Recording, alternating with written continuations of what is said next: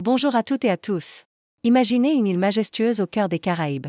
Une terre couverte de montagnes, de rivières scintillantes et de forêts luxuriantes. Ses premiers habitants, les Taïnos, l'appelaient Haïti, ou encore Quisqueya, ce qui signifie « la mère de toutes les terres ». C'est un véritable joyau des Amériques.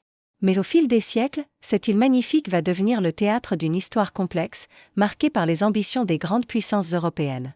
Nous sommes en 1697. La France et l'Espagne, deux empires rivaux, se disputent des territoires aux quatre coins du globe. Pour tenter de mettre fin à leurs conflits incessants, elles signent le traité de Ryswick.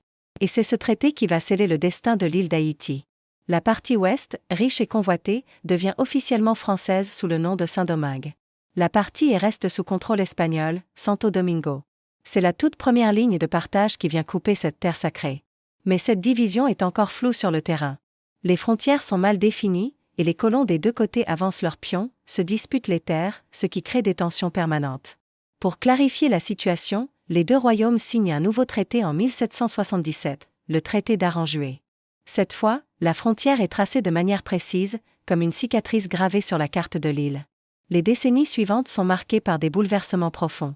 Les peuples de la région aspirent à la liberté et se battent pour leur indépendance. Après une révolution héroïque, Haïti proclame son indépendance en 1804, devenant la première république noire libre du monde. Quelques années plus tard, en 1822, sous la présidence de Jean-Pierre Boyer, un événement historique se produit. L'île entière est réunifiée sous le drapeau haïtien.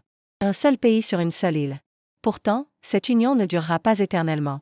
22 ans plus tard, en 1844, des différences culturelles, linguistiques et politiques profondes refont surface. Un mouvement d'indépendance éclate dans la partie est de l'île. Ce mouvement aboutit à la création d'un nouvel État souverain, la République dominicaine. Depuis ce jour, l'île d'Hispaniola est partagée entre deux nations, la République d'Haïti à l'ouest et la République dominicaine à l'est. Deux peuples, deux identités, deux histoires qui coexistent sur une même terre, unies par la géographie mais séparées par l'histoire. Une île, deux peuples. Merci d'avoir regardé cette vidéo. Si ce voyage dans l'histoire vous a plu, n'oubliez pas de laisser un pouce bleu et de vous abonner pour ne rien manquer de nos prochaines explorations. À très bientôt.